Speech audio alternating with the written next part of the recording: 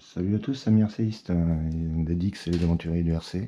Après un bon moment d'absence, j'ai pris mon temps sur cette base de Outback Fury en Scal RC, bien sûr.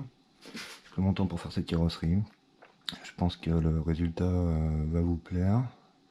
Toujours ouvert à vos commentaires, bien sûr. Et puis, voilà ce que ça donne. Alors, je pense qu'on est sur une base de Mercedes, hein. Là, ils ont appelé ça le Rebul. Mais c'est du killer body. Très bonne carrosserie de surcroît, avec tout plein de choses que je vais vous expliquer déjà prêtes, dont l'arceau arrière qui n'était pas prévu. J'aime particulièrement cet arceau, ça lui donne un petit côté assez baroudard, j'aime bien.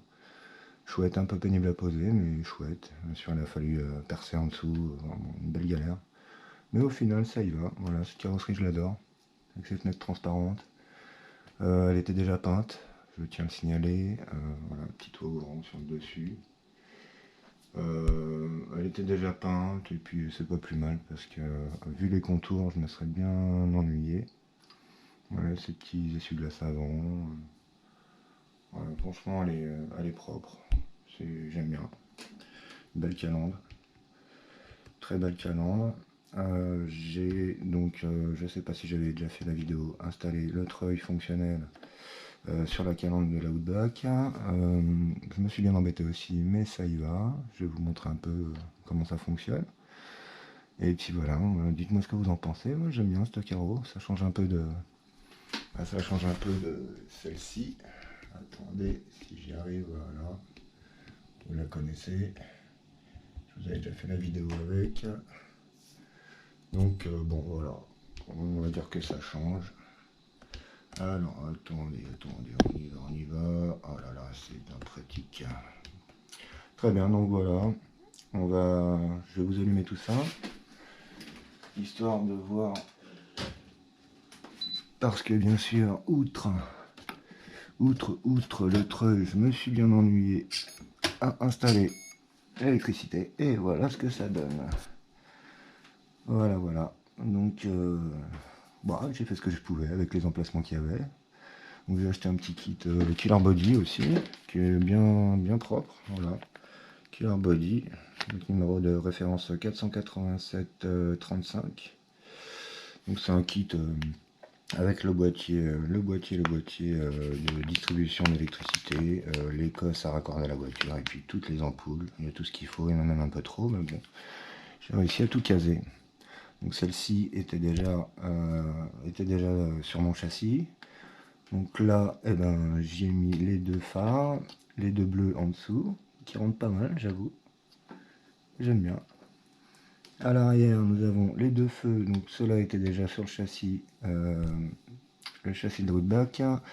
Et du coup, les deux feux arrière rouges, un petit feu rouge orangé là, et le feu de recul là, qui reste tout le temps allumé, mais bon, c'est pour faire de la lumière. S'ensuit bien sûr le petit branchement qui va bien, que quand on tourne à gauche, le clignotant est fonctionnel, arrière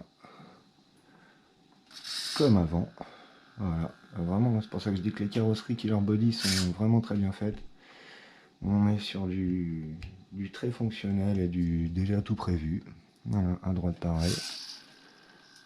Pas mal, j'aime bien. Je me suis un peu pris la tête parce qu'il a fallu trouver exactement les bonnes cosses et se reprendre sur le cerveau. Mais ça y va. Voilà, alors bien sûr sur le boîtier on a 3 modes. Je peux avoir le mode guirlande de Noël. Mode guirlande de Noël, bon, c'est sympa, tout clignote, mais bon. Franchement, ça apporte pas grand chose de plus, hein, pour mettre les warnings à la rigueur, youpi. Donc dites-moi ce que vous en pensez, dites-moi éventuellement ce qui manque. Je voulais installer une petite barre de LED là-haut, mais je sais pas s'il va me rester de la place au niveau câblage et s'il va pas falloir que je la mette en autonome avec une pile ou quelque chose, je sais pas moi. C'est pas la place qui manque, hein, entre la barre là et là devant, je sais pas. On va voir une petite barre LED très discrète. Et puis donc ce fameux treuil, on va télécommander là, voilà, deux boutons, déverrouiller, verrouiller, et puis voilà, et donc ça y va. Voilà, on le libère. Alors je vais essayer. Voilà. Bon, de toute façon. Voilà, voilà. Alors, il y a quand même pas mal de câbles, hein. J'ai été agréablement surpris. Et je peux vous dire que ça tire. Mais il me semble que j'avais déjà fait une vidéo avec ça. Je vous montre en train de tirer. Là, du coup, si je le retiens complètement, la voiture tombe. Parce que ça pousse vraiment bien. Vraiment très bon ce petit câble. Ah, ça tire vraiment beaucoup. Voilà, voilà. Donc ça pourra servir sur une petite sortie scale à l'occasion. Et voilà, une petite sortie scale, s'il y a quelqu'un à sortir du caca, bon. À ça, juste avant de mettre l'électricité, j'avais bien sûr installé le pot d'échappement, qui est là, le kit fumée, qui ressemble à ça, un boîtier, la prise à brancher sur le SC directement, et puis les câbles électriques et la durite qui fait de la fumée. Donc ça marche bien, seulement j'ai jamais réussi à faire en sorte qu'en accélérant il y ait plus de fumée et moins de fumée en ralentissant. Donc c'est pas proportionné avec le SC, j'ai pas compris. J'ai pas trop su comment brancher ça, je referai un essai parce que du coup j'ai des câbles qui sortent un peu plus. Encore je vous montre pas le dessous, mais il y en a partout. Voilà, il y en a vraiment partout là-dessous, c'est un bazar monstre. J'ai réussi à tout ranger, mais effectivement avec ce fumigène, je n'ai pas trouvé du tout comment faire en sorte que ça soit proportionnel à la vitesse. Donc si quelqu'un a une idée, a quelque chose à me conseiller, bon, là c'est pareil, je vois pas l'intérêt à part les clignotants.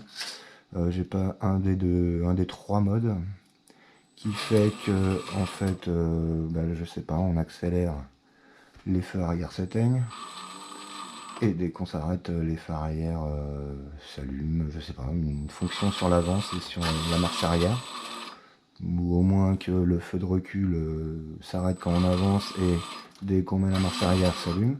J'aurais trouvé ça super sympa, mais non, apparemment ça n'existe pas. Alors je sais pas, si quelqu'un a déjà installé ce kit Killer Body électrique là, s'il peut me donner ses lumières à la rigueur, voilà.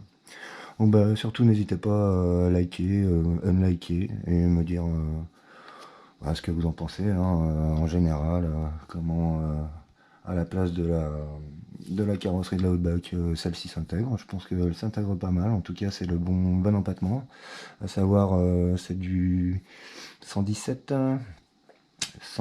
mm, donc 17 cm et quelques. Voilà, c'est dans ces catégories-là, en tout cas pour la Outback.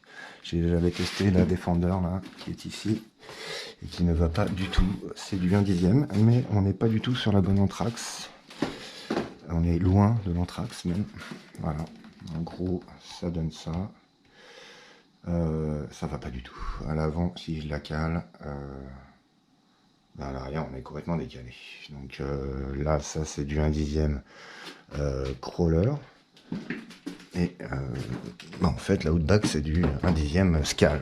Donc méfiez-vous quand vous commandez une carreau, c'est pas du tout le même anthrax.